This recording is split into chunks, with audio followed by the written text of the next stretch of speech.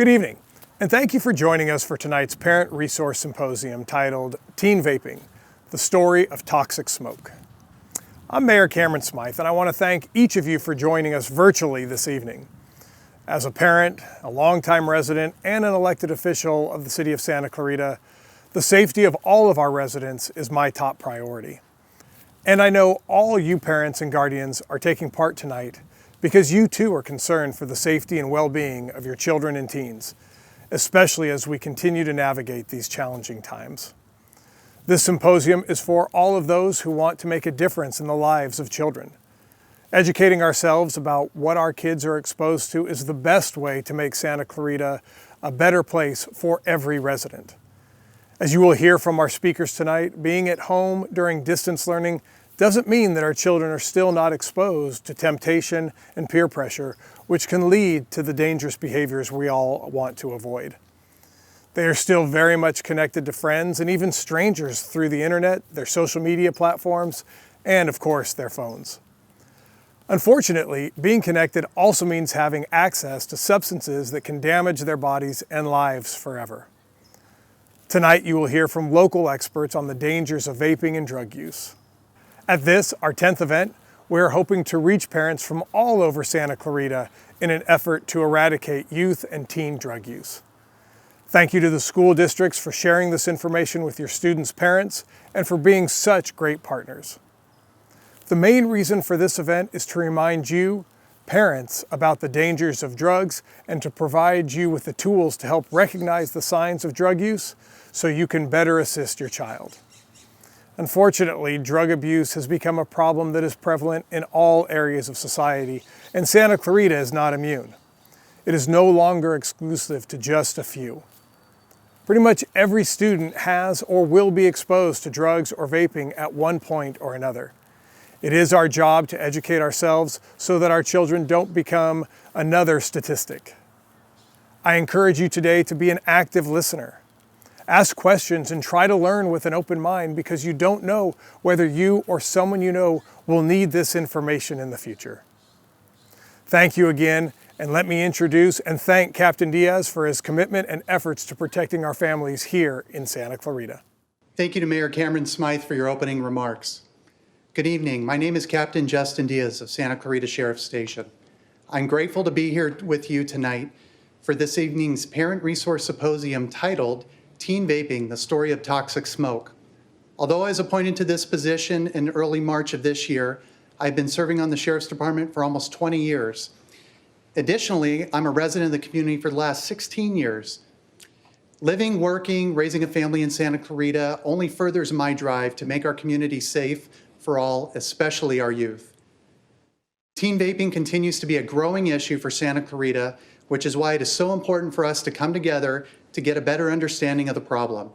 Tonight, we're going to discuss why is it happening. We're also going to map out solutions that will better educate and protect our children in the future. I think it's safe to say we all know that middle school and high school students are very impressionable. When you add the COVID-19 pandemic that we are enduring this year, it is easy to see how peer pressure and stress can lead to harmful decisions. As parents and guardians, it is our job to protect our children from turning to vapes, drugs, alcohol, and more. Oftentimes, they are used to fit in or as a coping mechanism. I hope that tonight, each of you will walk away with better knowledge and resources for keeping our community's youth in a positive and healthy path.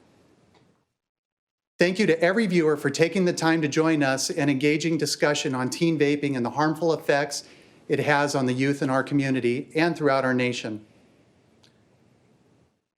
I'm joined this evening by local experts from various fields who will spend the next hour educating you on what vaping is and how to spot the signs and symptoms and long-term physical effects of vaping. Our panelists tonight will include Dr. Darren Privet, Emergency Medicine Specialist at Henry Mayo Hospital. Dr. Privet's going to be discussing vaping effects on the brain and body. In addition, we're going to have Detective Nashla Barakat and Intervention Specialist Travis Savadan from Santa Clarita Sheriff's Station Juvenile Intervention Team. They're going to be discussing drug trends and consequences. Last, we're going to have Hart High School Assistant Principal, Mrs. Elizabeth Wilson. Mrs. Wilson's going to be discussing student exposure to vaping products. Thank you to each of our panelists for being here this evening and sharing your experience and expertise on the topic of teen vaping with our viewers. Throughout the Parent Resource Symposium, you're encouraged to submit your questions via the online Zoom chat. Your questions will be collected and asked at the conclusion of our panelists' presentations. If you encounter any technical difficulties, you can email any issues to Stacy Chavez. She can be reached at schavez@santa-clarita.com. Before I invite our first speaker to the podium, we would like to show you a video on a crucial teen vaping topic for parents, and that video is titled Identifying Common Vape Hiding Places. With vapes being developed in so many different sizes, shapes, and styles, it is understandable that they may escape your detection. Mr. Sabadan wants to help you with this issue by using his experience to show you the places to search for vaping products in your teen's room.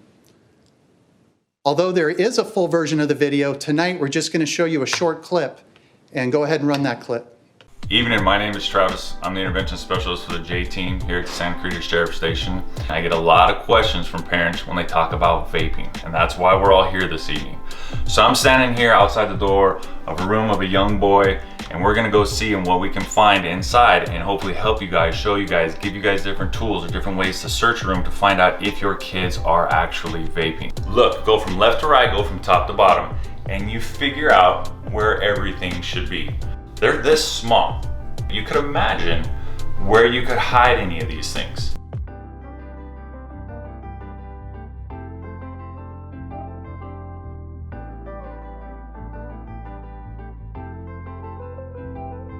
Thank you, Mr. Sabadan and the City of Santa Clarita for putting that informative video together. As mentioned, the full video can be watched at defynscv.com. We will now move to our first panelist speaker of the evening, Dr. Darren Privet of Henry Mayo Hospital. Dr. Privet's going to discuss the physical effects of vaping.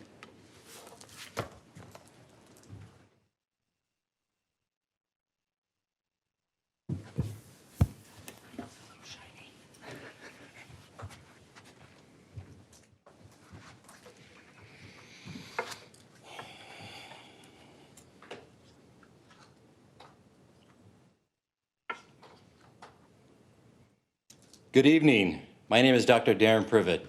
I am an emergency medicine physician who practices locally at Henry Mayo Newhall Hospital and a longtime member of the Santa Clarita Valley. It is essential that we proactively communicate and educate our community and our children about the dangers associated with drug abuse and addiction. These conversations need to happen among families, within school systems, the community, and on a national level. I am thankful that the City of Santa Clarita has taken a lead over the past 10 years in doing just that and raising awareness about the devastating problem. I commend all of you for digitally tuning in tonight via Zoom for this parent symposium and taking this step forward in educating yourself and your families regarding the dangers of vaping among teenagers. Drug education and awareness is something my wife and I are very passionate about. We both have seen firsthand the destruction that drugs and alcohol can have on an individual and a family. And in fact, this is one of the reasons why I became a doctor. In 2018, my mom passed away from an overdose of prescription pills and alcohol with which she had struggled with for the past 20 years.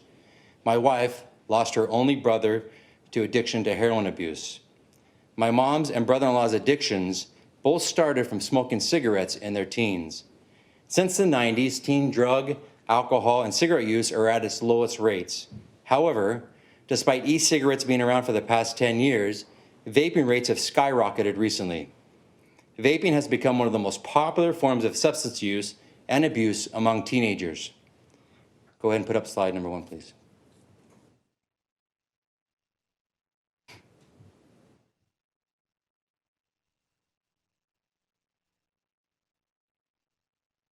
You can see in this slide from the CDC by the yellow line that the use of cigarettes have declined steady over the past 10 years.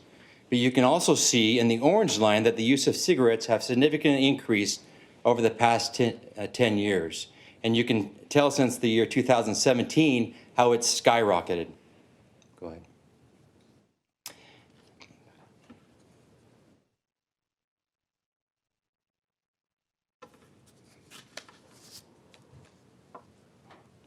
Good.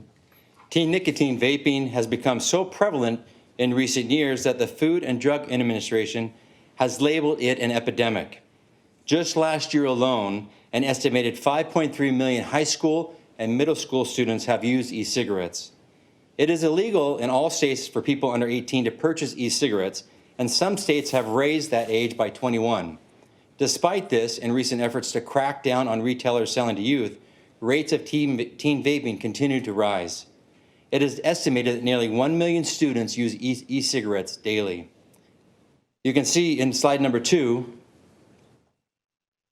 according to the Journal of American Medical Association, the proportion of students who reported the use of nicotine products increased to 28% of high school students if you can follow that blue line, and 11% of junior high students if you follow the orange line in 2019.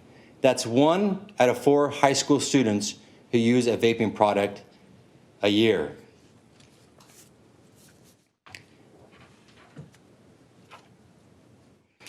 When you compare that to the previous year alone, according to the CDC, the numbers represent a 32% increase in high school student use and a 115% increase among junior high students.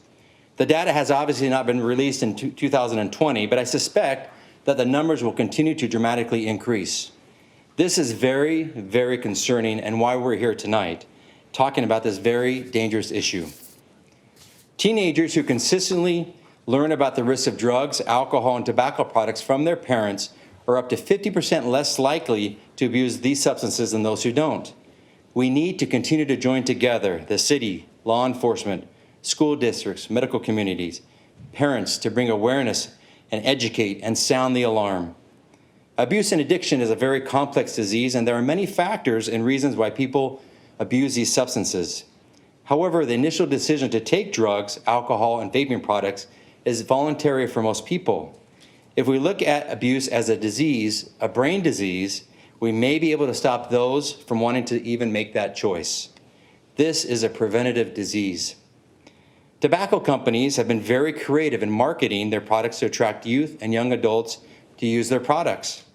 One of the main reasons why teenagers use a vaping product is because of the various flavors that it comes in. The tobacco companies know that teenagers will be enticed by the flavors they are similar with and enjoy and crave, such as assorted candies, fruits, chocolates, and mints. Teenagers also use vaping products because of peer pressure from friends and family. By default, teenagers, as you know, are very intrigued and curious and have a tendency to want to experiment and try new things. Unfortunately, they also believe that e-cigarettes are less harmful than other forms of tobacco use, such as traditional cigarettes. This could be further from the truth. Vaping is dangerous, and specifically, it is bad for the brain.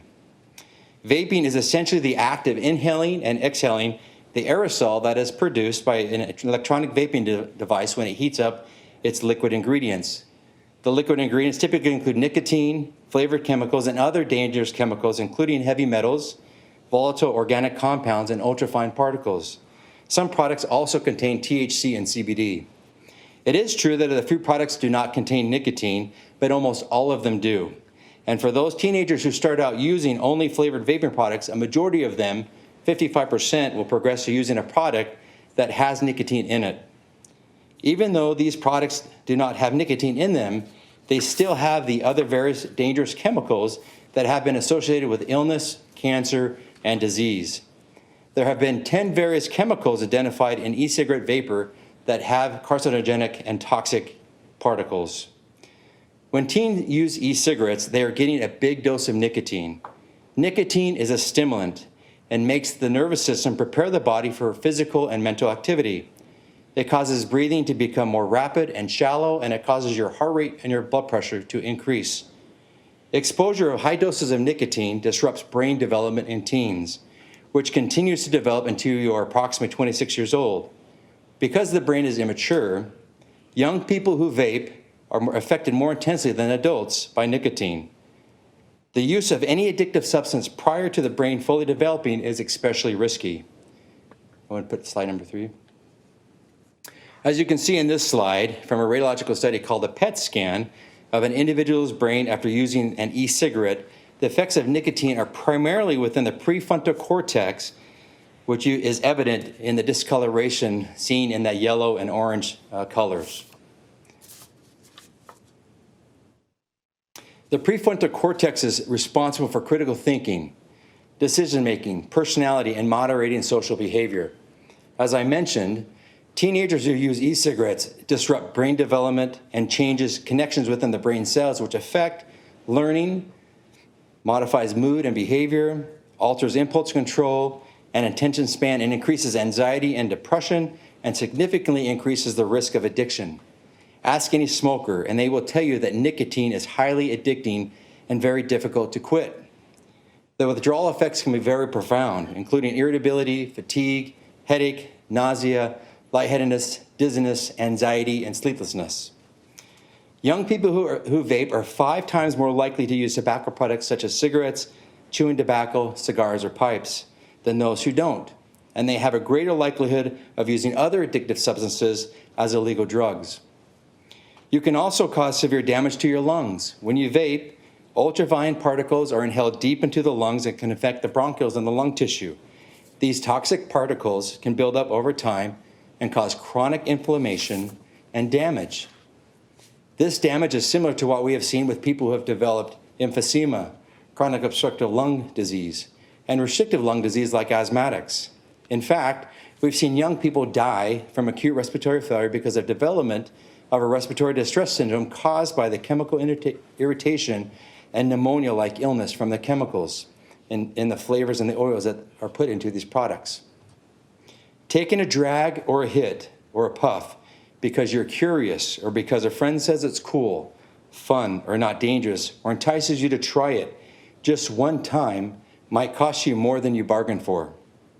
I am here to tell you that the risk is not worth it. Please don't do it. Don't be fooled that nicotine is not dangerous. It is, and it's addicting. It is bad for the developing brain and your overall health. I hope this presentation has been clear and forthright. Research has shown that educational programs like this symposium involving families, schools, and communities and the media are effective for preventing and reducing drug use and addiction.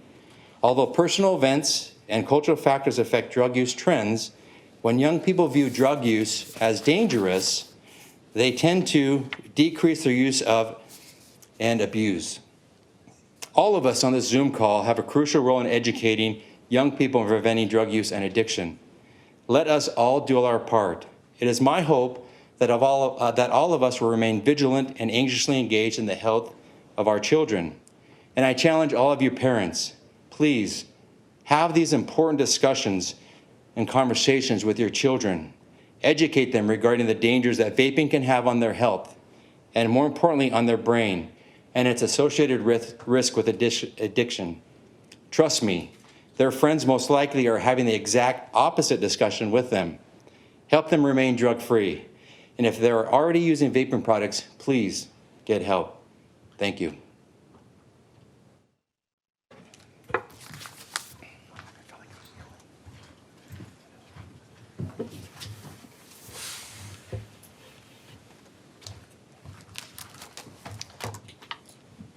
Great, thank you, Dr. Privet, for that presentation. Next, we're going to bring up Detective Bearcat and Intervention Specialist Travis Sabadan, and they're going to talk about current drug trends and the consequences.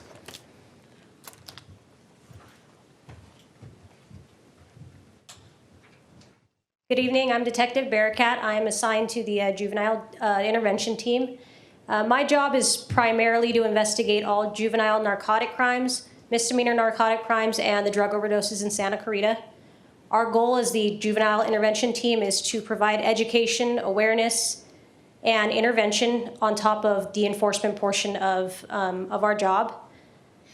The reason we're here today is because there's a large increase in teen vaping, e-cigarettes, and it's affecting our teens with lung-related issues. We've seen it increase and skyrocket, like Dr. Privet said. We would like it to be curbed, or at least slow down. The other thing that we're here to talk about is the drug abuse by our juveniles. It's getting a lot more prevalent. So that's what we're here to talk about today. Travis is going to go into the education and intervention portion, and then I will go into the law enforcement portion. Sounds good, sounds good.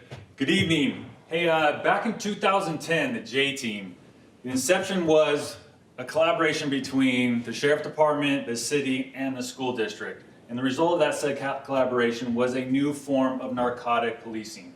When we were sitting up here and we're up here talking, the J Team has a three-pronged approach. We want to do education, intervention, and enforcement. Obviously, if you see this, you're going to see the enforcement. Just like the captain, you're going to see the enforcement side. We have a couple more players on our team, a couple more deputies. We have Deputy Snow and Deputy Craig T, who will also do the enforcement part. My job on the team is do the education and the intervention stuff. So what are we here for tonight? We're here for the education side of things. And a lot of people think, oh, education, we got to educate kids, educate kids.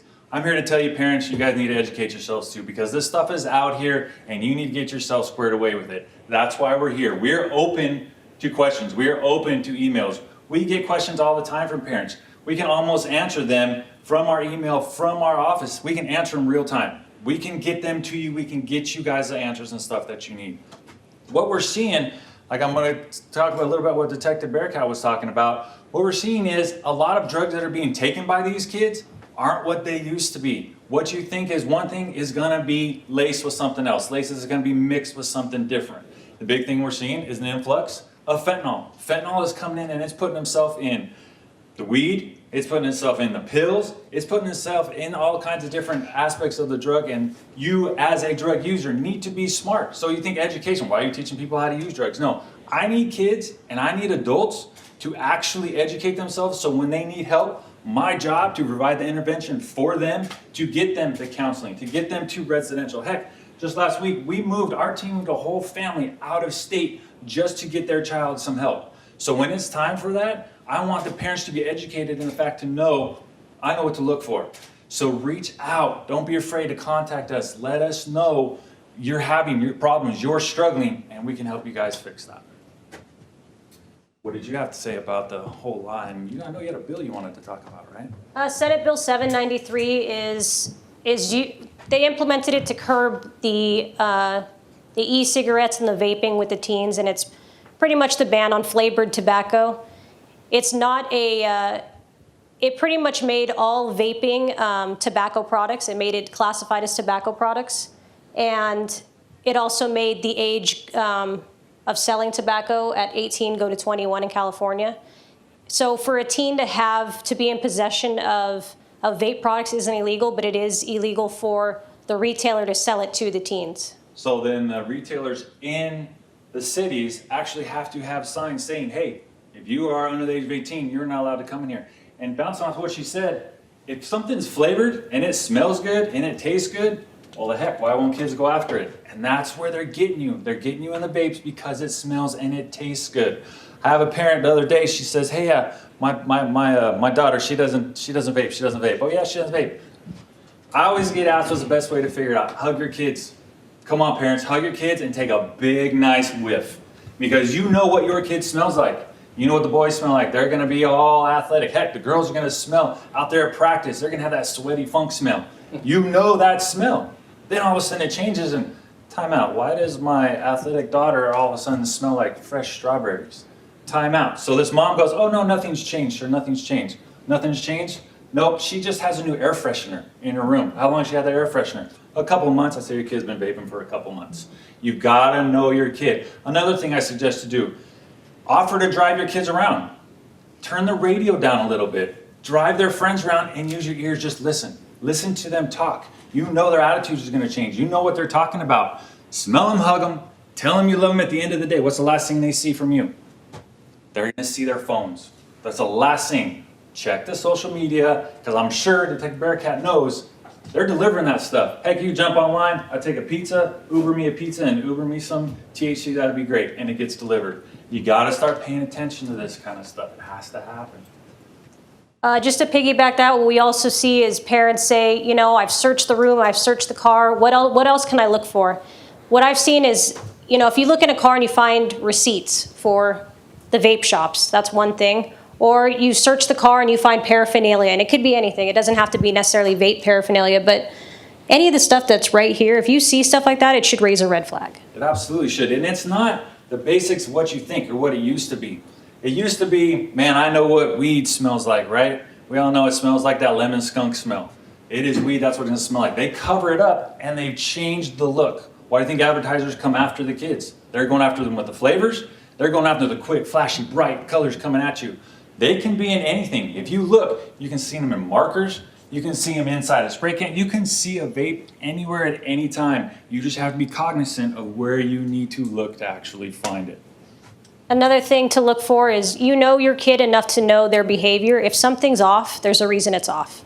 So maybe have that conversation. Hey, what's going on? What can I do to help you? What can I do to make things easier for you? Especially because a lot of kids are home now. Absolutely. So you're gonna notice it. Absolutely. I just want to leave real quick before she has the final thoughts.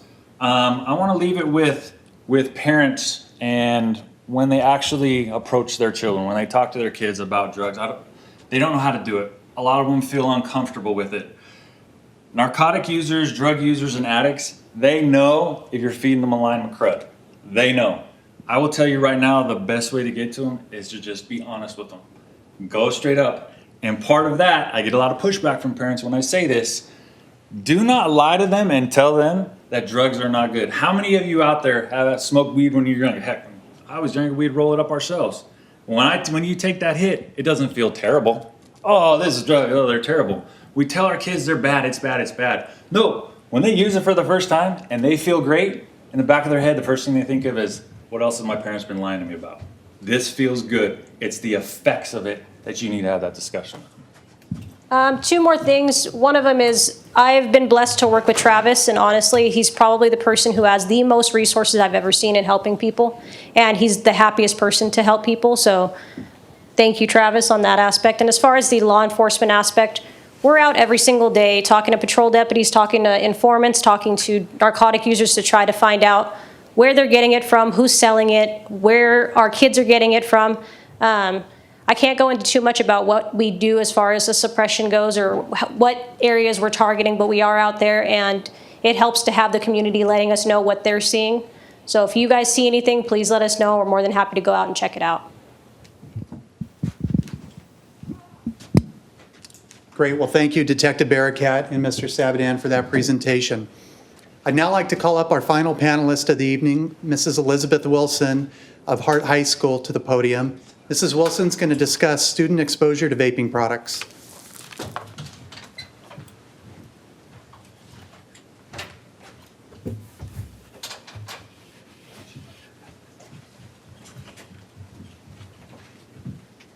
Hi, everybody. I'm Mrs. Wilson. I'm an assistant principal at Hart High School, and I work day in and day out with students, and we've confiscated many items from students. So I'm here to show you a quick PowerPoint of what it looks like, and then I'm going to physically show you some items so you have the knowledge of how small it is and what they can look like.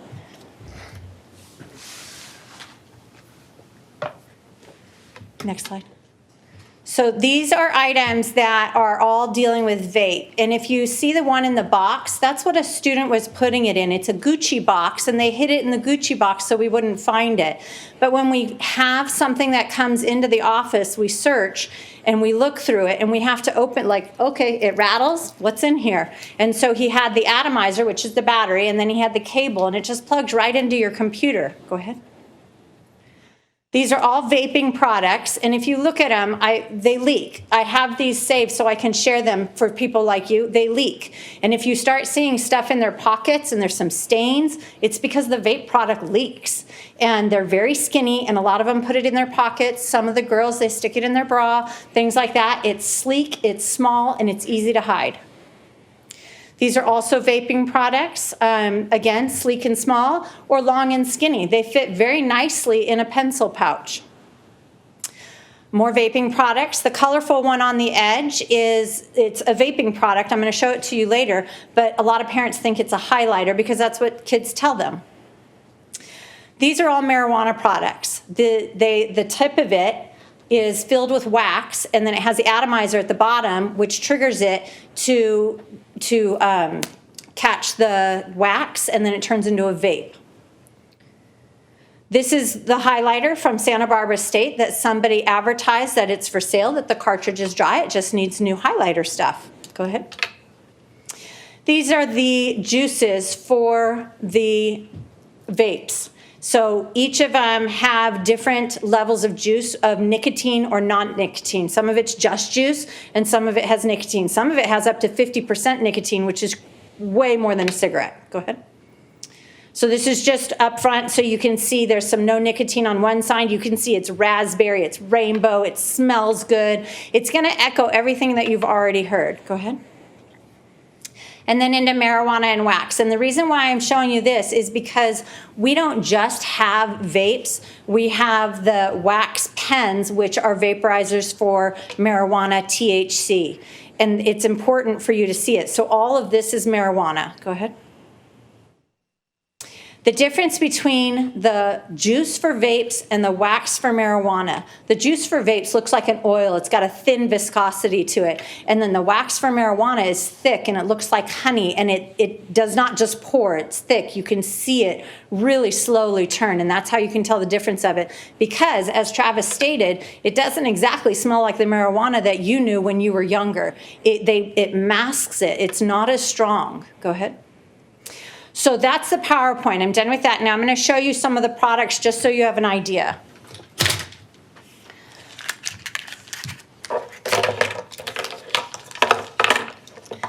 This looks like a lipstick. So I'm bringing it to you because it's easily put into your daughter's purse. It looks just like a lipstick. Woo. These are super flat, super slick. They can go right into the arch of your student's shoe, and they walk around with it, and that's where we find them. It can go into any part of their clothing because it's so small and skinny.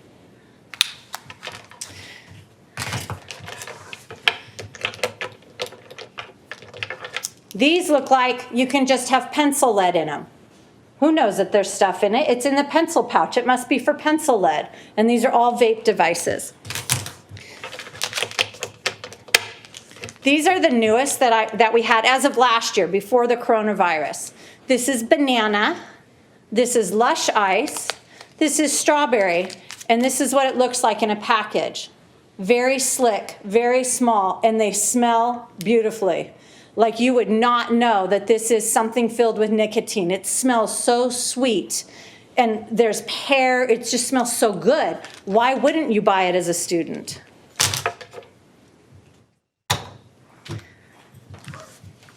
These are your juices.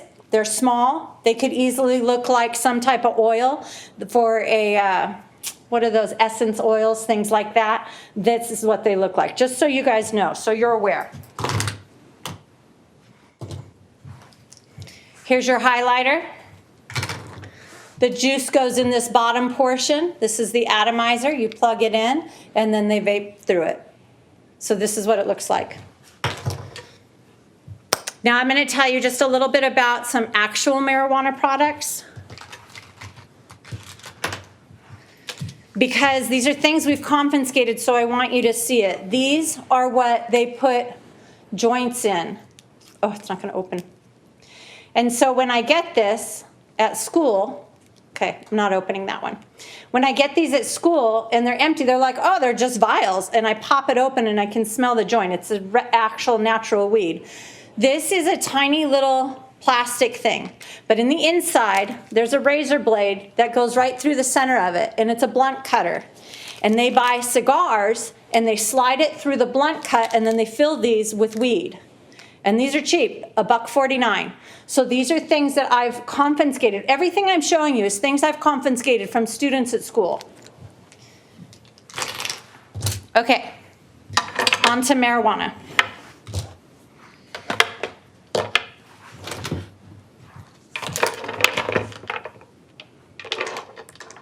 Sorry, 2 more vapes.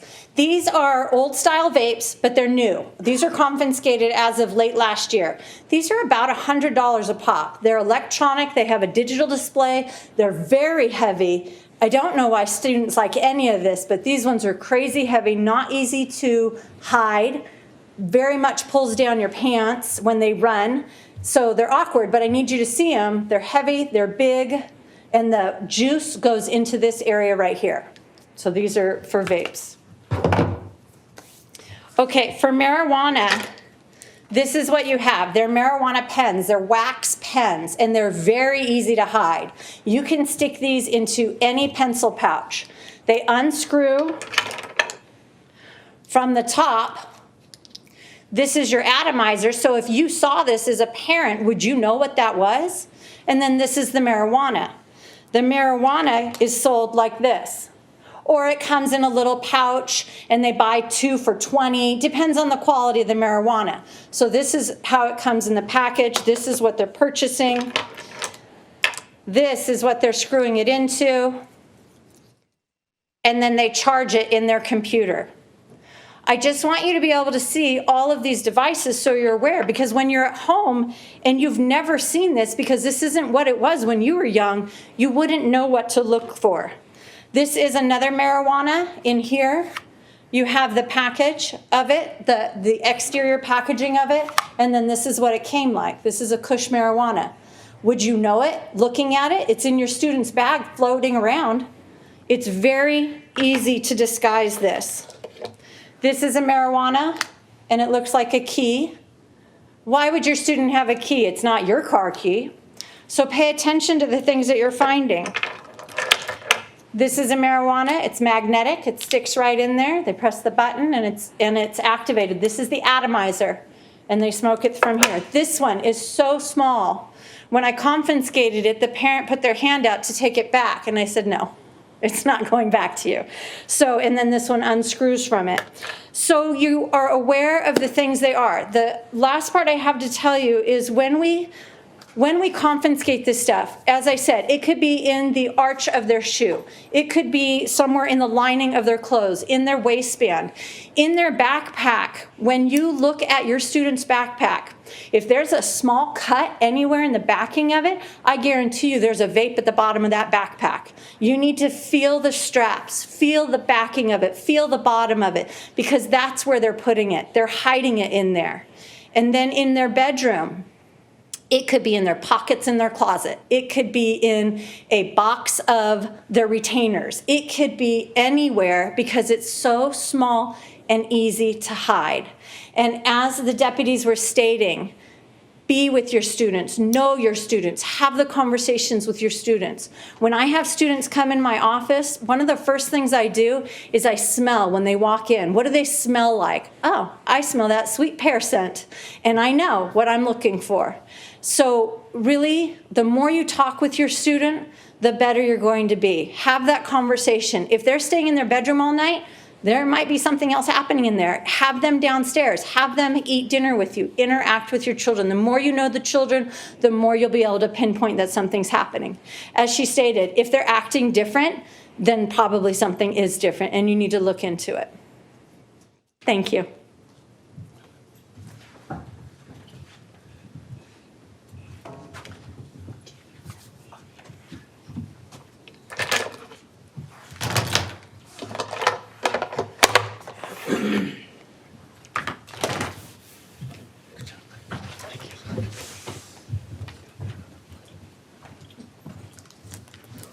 Okay, thank you, Elizabeth, for that presentation. And again, thank you to all our panelists for delving into this important topic this evening. So we're now going to get into our question and answer portion of the symposium, and we're going to let our panelists answer your questions. We're going to start by answering some of the questions that were submitted throughout the event. However, please feel free to continue to submit your questions through the Zoom online chat, and we will try our best to answer as many questions as possible.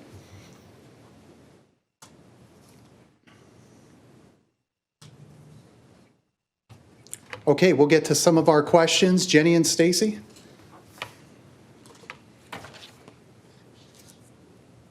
All right, tonight we are talking about vaping products. There was a question that came in. What are the most common drugs teens are using? Okay, that's a great question. I think Detective Bearcat, can you help us with that? I can. What we usually see is marijuana from a lot of the teens out here, but what we're getting an increase in is prescription pills like Xanax, Percocets, oxycodone. And like Travis was saying during our presentation, a lot of these prescription pills aren't what they look like or aren't what you think they are. They're being laced with fentanyl because the fentanyl is stronger and it's cheaper for the dealer to sell to you.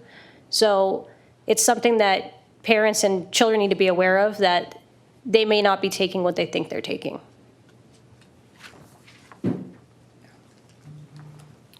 What can I do if I find out my child is addicted? Okay, great question. Mr. Sabadan, can you answer that? The first step, you've already done it. You found out that your child is addicted. That's first and foremost, you've figured it out. Second is you cannot be afraid to reach out. You get a lot of, oh, we're over here now. You get my apologies.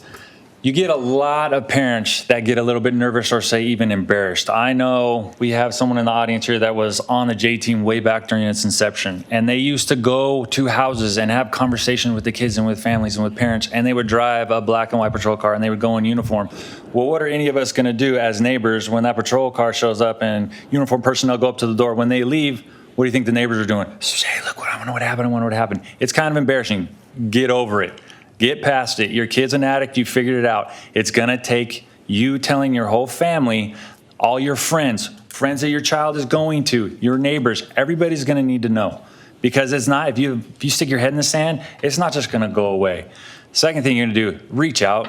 That's all we're all up here asking you to do. We've given you emails. We've given you phone numbers. You've got our names. Once you've found out that you have an addict in your life, reach out to us. There's so many things that we can help you do. Just talk to us. Thank you. Next question is, now that teens are home more, are you seeing an increase in vaping more now that they're at home than they were in school? Well, that's a great question, given the COVID pandemic since March and the online distance learning. So probably a question for Mrs. Wilson. So what we have, I've talked to some students, and what we have at school is less access. They're not at school, so they don't have the access to it. They don't have the people that they need to impress. They don't have the peer pressure that they had while they were in school. What I can say from the school side is no, but I'm not at your home, so I don't know. But from the school side, I'm going to say no, that we don't see it as much.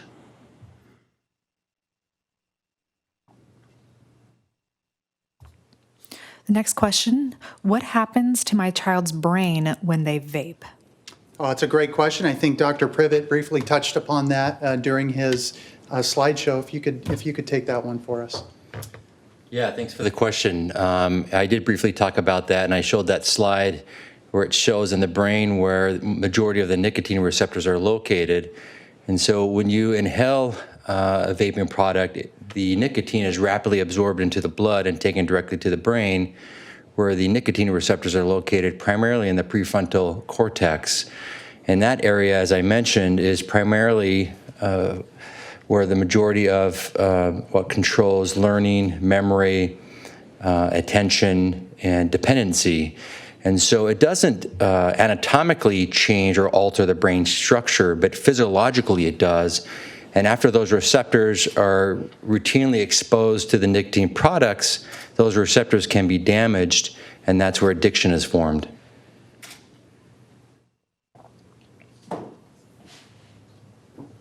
Next question, how do children pay for the vape products? Is there a way for parents to monitor such payments? Great question. I think Detective Barakat, could you help us with that? As far as paying for the vape products, we've seen them pay for it, Venmo, PayPal.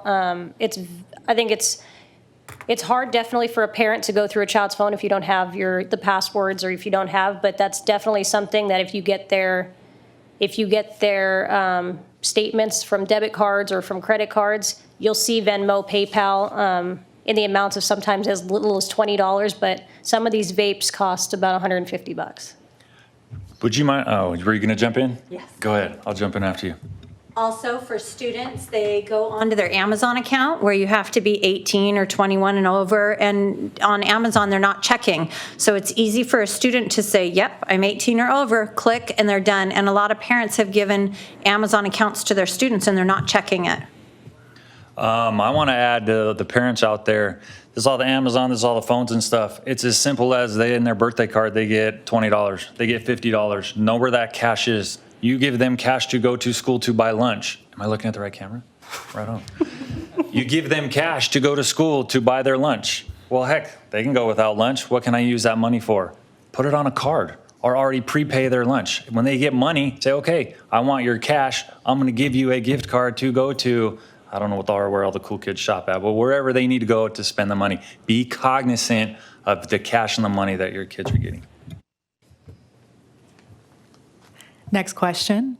If a child is caught with a certain amount of marijuana, is the school legally bound to contact law enforcement?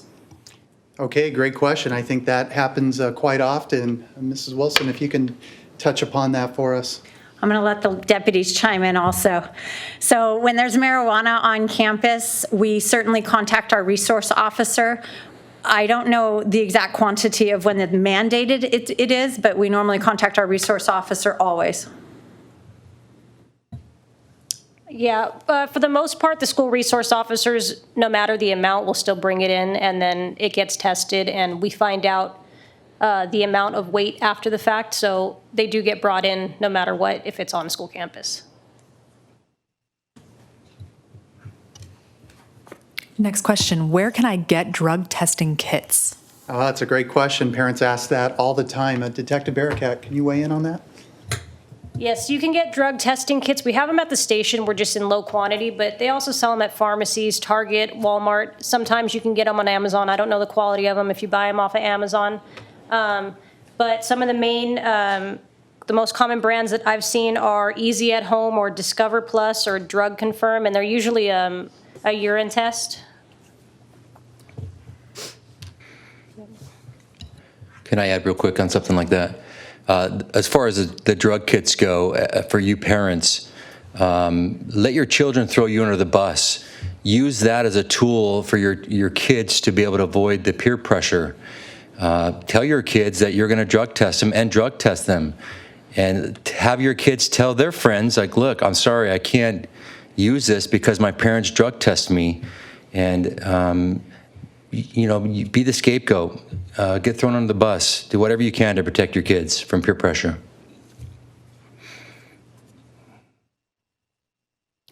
How can I educate my child on not getting influenced by the friends? Dr. Privet, you just kind of mentioned a little bit about this. It's difficult for me to monitor her electronics now that I am back at work. Again, another question that almost comes back to distance learning, online and parents working and monitoring their kids. That'd be a great question for Travis. Can you help us out with that? Can you repeat the question? It was about influence from her friends. How do I educate my child on not getting influenced by her friends? And the parent wasn't at home. And yes, because of the social medias and stuff, yeah. You don't stop becoming a parent when you leave your house. You need to know there's no special trick or a special here's a potion to make it all go away. Know what the heck is on your kid's phone. That phone belongs to you. That room belongs to you. I said that in the video.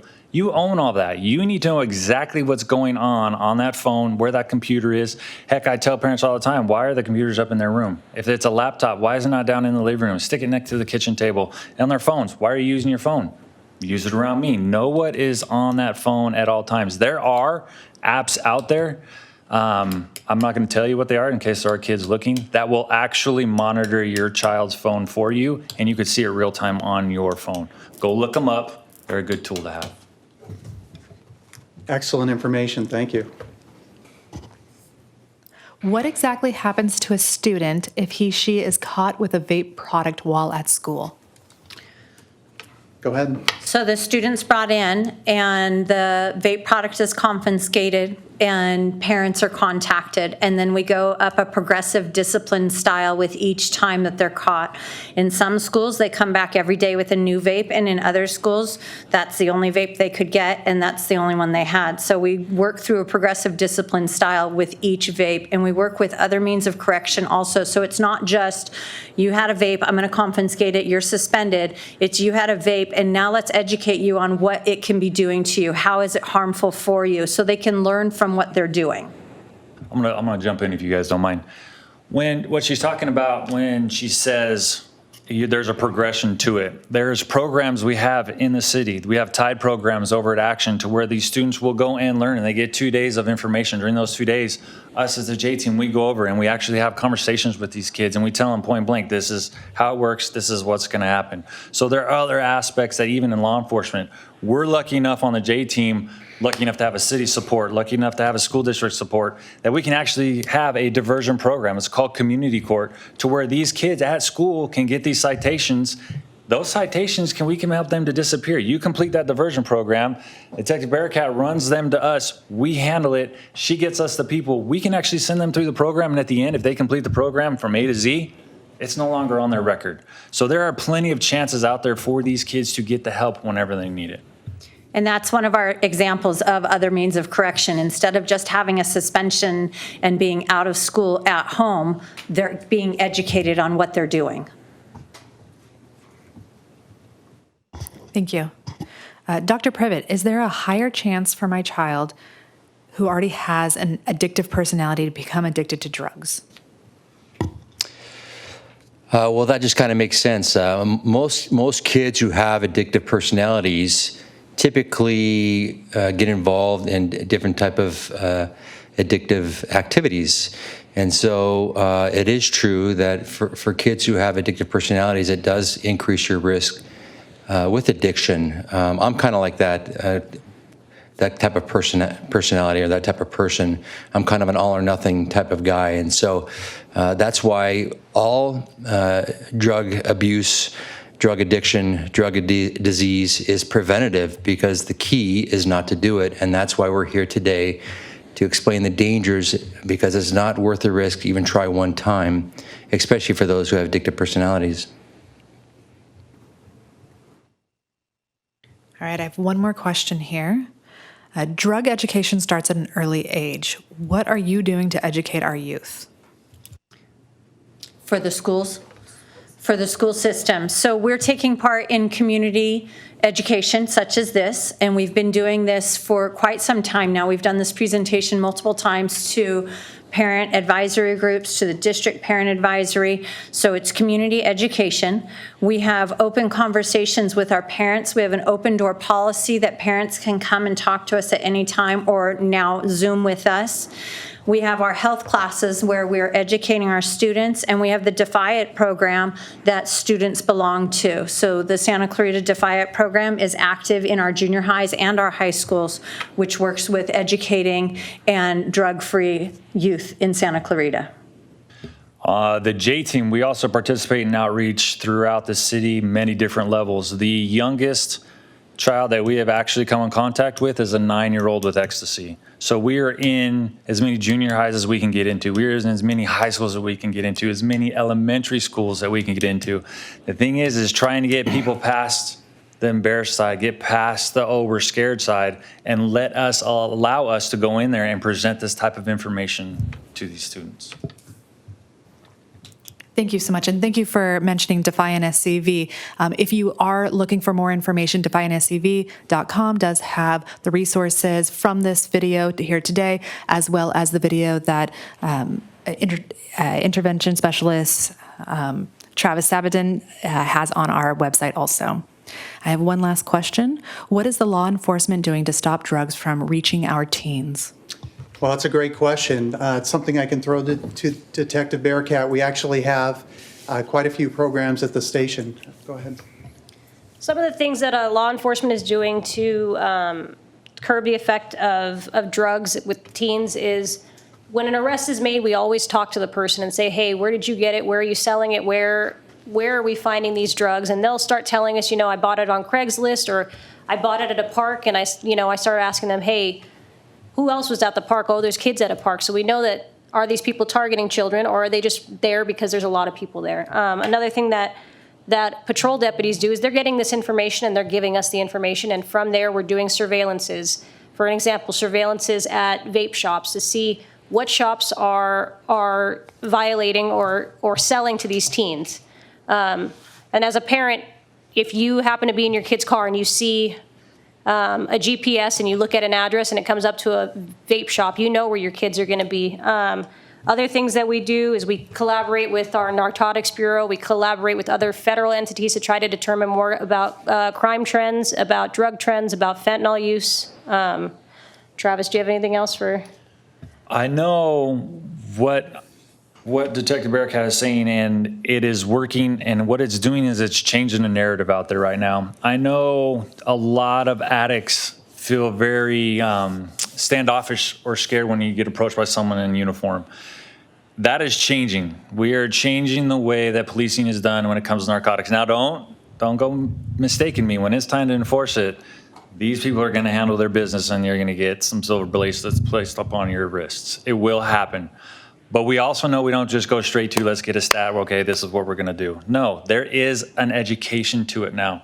And all the deputies at all the stations, with the captain's help, they're learning now not to just jump at it and, oh, we're gonna fix it, oh, we're gonna throw it in jail. No, it's reaching out, it's coming to the part of, it's coming up to us and asking us from the JD, hey, what can we do while they're inside? What can we show them to actually give them information to help them give us reasons and to be able to tell them why they're doing it. And Travis, can you briefly touch upon when somebody is arrested for narcotics, your outreach to them upon release? Absolutely, absolutely. So every person in this valley that is arrested for a misdemeanor narcotic crime will come across a J Team's desk. We will provide outreach to them. Any person, say an adult, let's go with 18 and over, any adult that comes across and is arrested for anything misdemeanor narcotic related, I will reach out to them via a letter. I will actually mail a letter to every single person that qualifies to get outreach in that aspect. Any juvenile, heck, well, I'll go back to even adults. When they're inside the jail, when being arrested, we go over there and I offer them outreach at that point. I will offer, hey, why are you here? What can I help you to get you into the counseling? Can I get you into IOPs? Can I get you into outpatient? What can I do for you? The juveniles, when juveniles come across my desk, I can contact via email. I've got their cell phones. I will text them. I will call them. So every single person in this valley that gets arrested for a misdemeanor narcotic offense will get contacted by us on the J Team via a letter, via a text, a phone call, any way we can. Do we have any more questions? Nope, no more questions. Okay, great. Thank you. Okay, well, that will conclude the questions for this evening. I would like to, of course, thank Dr. Privet, Detective Bearcat, Mr. Sabadan, and Mrs. Wilson for serving as our panelists for tonight's event. And again, thank you to all our online viewers for participating in this virtual Parent Resource Symposium. I hope that all of you can take away valuable information regarding vaping from our expert panelists and continue taking steps to protect our youth and our community. For more engaging parent workshops and for positive resources for our students, please visit defyinscv.com. Again, that's defyinscv.com. Thank you and have a good night.